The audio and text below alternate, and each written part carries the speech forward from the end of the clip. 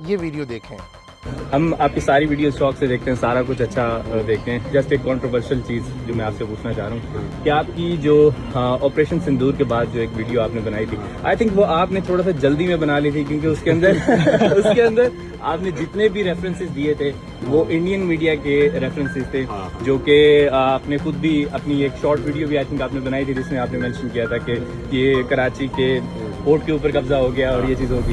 ये वीडियो इसलिए नहीं क्योंकि ये वायरल थी, बल्कि इसलिए क्योंकि हर जगह एक ही नाम चल रहा था, Dhruv Rathee. Excellent researcher, famous YouTuber and unbiased journalist. ये सब सुनकर मैंने सोचा चलो let's watch his video for some inspiration. मगर जो मिला वो ना ही रिसर्च थी और ना ही क्रेडिबल अकाउंट्स ऑफ एविडेंस। अगर कुछ था वो थी मिस इन्फॉर्मेशन एंड डेस्परेशन। मतलब इतनी बाइस्ड रिसर्च, इतनी मिस इन्फॉर्मेशन कि मेरे लिए पहले 3 मिनट ही काफ़ी हो चुके थे। इस वजह से आज इस वीडियो में मैं ध्रुव राठी की video India Pakistan cease fire, can Pakistan be ever trusted again में इसकी यूज टेक्निक एक्सपोज करूंगा। सिर्फ इंटरनेशनल और न्यूट्रल रेफरेंसेस से फर्स्ट 3 मिनट्स का पोस्टमार्टम करूंगा और फिर आपको ये दिखाऊंगा कि ये जर्नलिज्म नहीं बल्कि क्लासिक प्रोपेगेंडा साइकोलॉजी है। So let's start. Video start होती है सिर्फ एक हेडलाइन से, that Pakistan broke the cease fire. India Pakistan युद्ध में सीज फायर हो जाता है। कुछ ही घंटे बाद ही पाकिस्तान ने सीज फायर वायलेशंस करने शुरू कर दी। पाकिस्तान की आर्मी और पाकिस्तान की सरकार पर भरोसा करना बहुत मुश्किल है। अब मसला ये है कि इंटरनेशनल आउटलेट्स कुछ और रिपोर्ट कर रहे थे कि दोनों पार्टीज ने एक दूसरे पर इल्जाम लगाया, लेकिन ध्रुव यहाँ पे क्या करता है, सिर्फ एक इंडियन हेडलाइन उठाता है और उसी से वर्डिक्ट सुना देता है कि Pakistan is the villain, so case closed. और ये हेडलाइन किस आउटलेट से है? वही इंडियन एक्सप्रेस जिसको EU डिसइंफो लैब ने 2020 में इंडियन क्रॉनिकल्स रिपोर्ट के अंदर एक्सपोज किया कि 2000 से 2020 तक 265 फेक आउटलेट पाकिस्तान के खिलाफ डेलिब्रेट डिसइंफॉर्मेशन फैलाती रही, and this outlet was one of them. मतलब ध्रुव की वीडियो का पहला फ्रेम सिर्फ बाइस्ड नहीं बल्कि बदनामे ज़माना सोर्स पर खड़ा है, और बस यहीं सिर्फ 10 सेकंड के अंदर ध्रुव की क्रेडिबिलिटी मेरी नज़र में ज़ीरो हो चुकी थी। पाकिस्तानी हारे तो पलट के एक बार फिर आता है। अब 50 सेकंड पर मूवी डायलॉग प्ले होता है और वो क्या कहता है कि पाकिस्तानी अगर हार जाए तो वो लौट कर वापस आता है। अब यहाँ पे फ्रेमिंग देखिए, रिस्पॉन्स को ध्रुव यहाँ पे डिफीट बोलकर बेचने की कोशिश कर रहे हैं। Now it is time for India to wait for our response. The response will come at the point and time of our choosing. It is your turn now to wait and get ready for our surprise. उसके अंदर उनका अपना इन्हिसार था, अपनी इन proxies के ऊपर भी आपको नजर आ रहा है, जो कि कह रहे हैं कि जी हम खड़े होंगे फितना हिंदुस्तान फितना खबरें। उन्होंने बहुत सी assumptions की थी ना, आए रिजल्ट देख लिया, दोबारा शॉक करना है, दोबारा आ जाए। हम तैयार हैं, हमने हमेशा ये कहा था, we are for peace, we want peace, we are celebrating peace right now in Pakistan. 2019 हो या 2025, दुनिया ने देखा कि पाकिस्तान ने फर्स्ट स्ट्राइक का मौका दिया, और जब रिस्पॉन्स दिया तो पलट कर आने का मौका तक भी ना दिया।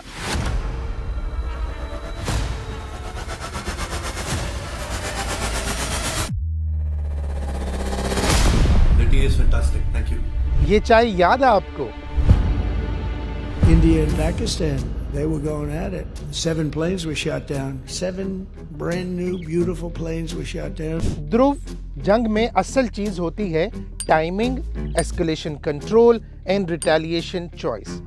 इसे पलट कर आना नहीं कहते, इसे कहते हैं स्ट्रेटेजिक रिस्पॉन्स विंडो। अब आता है ध्रुव का master trick at minute 2। After India's precision strikes on terror camps in Pakistan and Pakistan-occupied Kashmir, Islamabad retaliated by shelling civilian villages along the line of control. Dhruv suddenly Indian narrative छोड़ देता है और western looking clip audience को दिखाता है। Fast pacing, fast visuals, no time to think. लेकिन मैं यहाँ पे रुक गया सिर्फ एक लफ्ज पर, and the word was Pakistan occupied Kashmir. I knew कि कोई न्यूट्रल इंटरनेशनल आउटलेट POK नहीं कहता, ये इंडियन नैरेटिव शॉर्ट हैंड है, सो मैंने उसको जरा क्लोजली देखा, जूम इन किया, पॉज किया, लोगो देखा and the logo was first post. आगे देखिए नीचे अब कर्टिसी में फर्स्ट पोस्ट लिखने के बजाय क्या लिखा गया, फ्रंट लाइन मीडिया। जब मैंने ये गूगल किया तो ये कोई ब्रॉडकास्टिंग आउटलेट नहीं था, बल्कि ये एक एडटेक कंपनी थी। अब सवाल ये पैदा होता है कि लोगों को शैडोड क्यों रखा गया, नाम क्यों हाइड किया गया। इसे कहते हैं फेक ऑथेंटिकेशन अटेम्प्ट। ये सब ध्रुव ने इसलिए किया ताकि ऑडियंस समझे CNN, BBC या कोई फॉरेन अथॉरिटी ये कह रही है और ये इंडिया का नैरेटिव नहीं है। मतलब पहले 10 सेकंड में selective headline and then minute 2 पे फॉरेन लुकिंग फेक ऑथेंटिकेशन। अब यहाँ तक आई एम श्योर पैटर्न आपको भी समझ आ चुका होगा। जब आगे चलते हैं और देखते हैं कि वहाँ पे ध्रुव इमोशनल टच देने की कोशिश करते हैं। ह्यूमनाइजेशन के लिए मिंट और हिंदुस्तान टाइम्स की स्टोरी लगाते हैं जो ये कहती है कि पाकिस्तान आर्म फोर्सेस की फायरिंग से 2 बच्चे मारे गए। Now this was tragic. अब जब फैक्ट चेक किया, 2 इमेजेस का रिवर्स इमेज सर्च किया तो पता चला कि सिर्फ यही पिक्चर हर न्यूज़ आर्टिकल में डाली गई।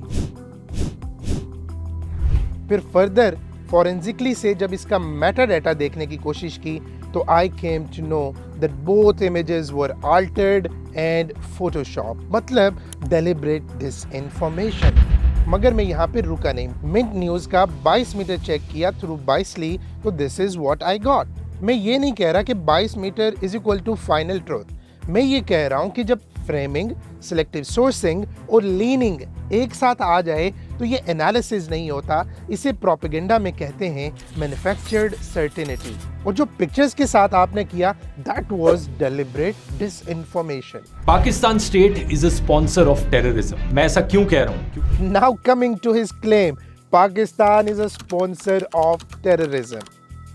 ध्रुव, ये लाइन अब पुरानी हो चुकी है। फैटफ हो, यूनाइटेड नेशन सिक्योरिटी काउंसिल हो, यूनाइटेड नेशन जनरल असेंबली की स्पीचेस हो, आपकी गवर्नमेंट ने हर जगह कोशिश की मगर एक भी पब्लिक प्रूफ नहीं दे सकी। Major international terrorist attacks are traced back to that one country. Finally announced that the treaty will be held in abeyance until Pakistan, which is a global epicenter of terror. Speeches में strong words use करना ये evidence नहीं होते। पाकिस्तान सालों से एक ही demand करता आया है कि प्रूफ पब्लिक डोमेन में लाकर दिखाएं। और दूसरी तरफ कुलभूषण जाधव, आपका raw agent who is captured in Pakistan, एक जीता जागता सबूत है of Indian sponsored terrorism in Pakistan. I am a serving officer of the Indian Navy. I am from the cadre of engineering department in the Indian Navy, and my cover name was Hussain Mubarak Patel, which I had taken for doing some intelligence gathering for the Indian agencies. I was picked up by RAW in 2013, and ever since I've been directing various activities in Balochistan and Karachi. Pahalgam आतंकी हमले की जिम्मेवारी ली थी पाकिस्तान के terror group TRF ने। यह आतंकी संगठन लश्कर-ए-तैयबा का एक shadow group. And now coming to your claim number 5, ध्रुव कहता है कि पहलगाम पाकिस्तान ने करवाया और लॉजिक क्या देता है कि भाई TRF ने क्लेम किया और TRF क्योंकि पाकिस्तान लिंक्ड है, so it's a simple fact कि पाकिस्तान ने ही पहलगाम इंसिडेंट कराया। और फिर चालाकी क्या करता है ध्रुव, यूनाइटेड नेशन सिक्योरिटी काउंसिल की कंडेमनेशन का पैराग्राफ दिखा देते हैं और फिर कहते हैं कि दुनिया भी पाकिस्तान को ब्लेम कर रही है। यूनाइटेड नेशंस के सिक्योरिटी काउंसिल ने कहा है कि इस संगठन ने बहुत से टेरर ऑपरेशंस किए हैं। अब जब पूरी स्टेटमेंट पढ़ें तो ना ही यूनाइटेड नेशन सिक्योरिटी काउंसिल का कोई वर्डिक्ट है, ना कोई कोर्ट फाइंडिंग और ना ही कोई इंडिपेंडेंट इंक्वायरी, मगर आपने फिर भी पाकिस्तान साथ जोड़ दिया। अब सवाल ये नहीं कि इंसिडेंट किसने करवाया, सवाल ये है कि पाकिस्तान को जोड़ने का ब्रिज कहाँ पे है। और ब्रिज एविडेंस से बनता है, इनकम्प्लीट सेंटेंसेस और जस्ट आपने मान लिया वो ब्रिज नहीं होता। फिर आप कहते हैं कि Pakistan claims it was a false flag. ये पाकिस्तान का क्लेम नहीं है, ये आपके ही कुछ लोगों ने हमें बताया कि this was nothing but N intelligence failure on Indian side. इसमें सिक्योरिटी फेलियर ज़्यादा है क्योंकि सिक्योरिटी वहाँ थी नहीं। इंटेलिजेंस भी मतलब है, अगर आपके पास खबर नहीं थी ये हादसा हुआ, ये किस्सा हुआ, तो फिर इंटेलिजेंस फेलियर भी है। इसमें कश्मीरियों का कोई कसूर नहीं है। जिम्मेदारी तो सरकार ने लेनी चाहिए, पहलगाम की जिम्मेदारी। वहाँ पे सिक्योरिटी क्यों नहीं थी, क्यों निकाली गई? तो तुम्हारा इंटेलिजेंस क्या कर रहा था? ये सरकार का फेलियर नहीं है। सरकार तो गई हुई है, मतलब इतना बड़ा आतंकवादी का हमला हुआ, उन्हें कुछ पता ही नहीं है। इधर पूरे आर्मी का बेस है, उन्हें पता ही नहीं है। चक्के नाकों पर आपकी हर जगह आपको मिलिट्री दिखेगी, पुलिस दिखेगी, सीआरपीएफ दिखेगी। किस लिए? बॉर्डर पे हैं तो कहां से आए, जहां तक पहुंचे हैं तो वापस कहां गए?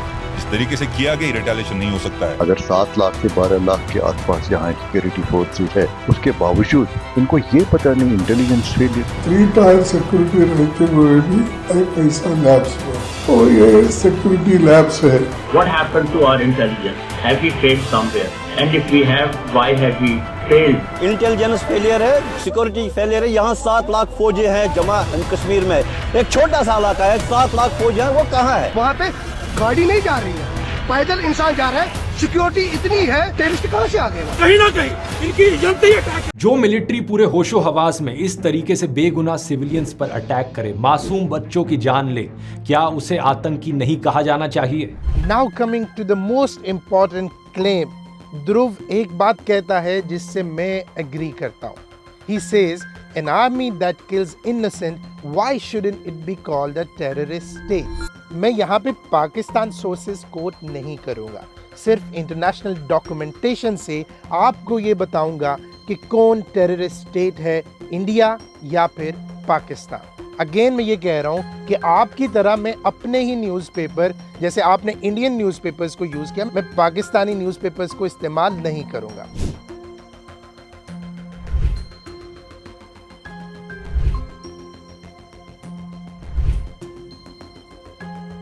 These are the international headlines. Gokadal, Handwara, Nagaland, Manipur, and I don't know so many other places where hundreds of children and elderly women were killed by Indian armed forces. Thousands blinded with pellet guns. After an attack in April in Indian-administered Kashmir, which killed 26 civilians, the Indian government blamed the violence on Pakistan and ordered most Pakistani citizens living in India to leave.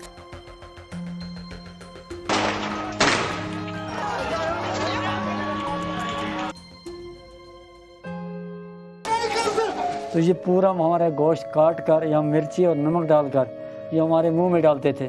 मेरे nails उठाए glass से, मेरे body के private parts पे torture किया। अब यहाँ पे आप खामोश क्यों हो जाते हैं? क्यों मोदी स्टेट और अपनी फौज को टेररिस्ट डिक्लेयर नहीं करते? अगर आपने अब इस पे खामोश रहना है तो खुद को इंडिपेंडेंट जर्नलिस्ट नहीं बल्कि सीधा साधा प्रोपेगेंडिस्ट कहें, क्योंकि दैट्स व्हाट प्रोपेगेंडा इज। और फिर क्रेडिबिलिटी बनाने के लिए ध्रुव एक और मास्टर ट्रिक खेलते हैं और ये कहते हैं कि पाकिस्तानी मेरी क्योंकि सेकंड लार्जेस्ट ऑडियंस हैं, सो मैं उनको बताना चाहता हूँ कि उनकी स्टेट, उनकी आर्मी और उनका मीडिया कैसे वो उन पर ट्रस्ट नहीं कर सकते। इस चैनल पर करीब 6 से 7% व्यूअर्स पाकिस्तान से आते हैं और मुझे लगता है उन तक ये सच पहुंचाया जाना बहुत ज़रूरी है जो उनका मीडिया, उनकी सरकार और उनकी मिलिट्री उनको कभी नहीं बताई। अब काश वो एक सेकंड अपनी साइड का भी मिरर देख लेते। गोदी मीडिया, फेक विजुअल्स, नॉइस, एग्जैजुरेशन। बड़ी खबर, पाकिस्तान घुस गई भारतीय सेना। कराची पोर्ट पे आग लगा दे, मजा आ जाएगा। कराची का नेवल बेस, उसको मेजर डिस्ट्रक्शन हुआ है। कराची बंदरगाह पर भारी तबाही हुई है। we are talking about India hitting Islamabad. ऐसा लगता है कि पाकिस्तान का कोई इलाका और कोई शहर बचा नहीं है। ये सब मई स्टैंड ऑफ का हिस्सा था। मतलब यार, दूसरों को लेक्चर और अपनी साइड पे पर्दा कर लो, ये एजुकेशन नहीं है, इसको हम कहते हैं export quality narrative. To my audience and the people watching this video, अंदाजा लगाएं कि ये पोस्टमार्टम सिर्फ पहले 3 मिनट का था। पूरी वीडियो का अगर मैंने पोस्टमार्टम कर लिया तो ये एपिसोड नहीं, ये 10 मिनट की वीडियो नहीं, बल्कि ये पूरी सीरीज बन जाती। लेकिन मेरे ख्याल में इतना ही काफ़ी है। याद रखो, सच ब्लैक एंड वाइट नहीं होता और जो हर कहानी को एक रंग में पेंट करे वो जर्नलिज्म कम और नरेटर ज्यादा होता है।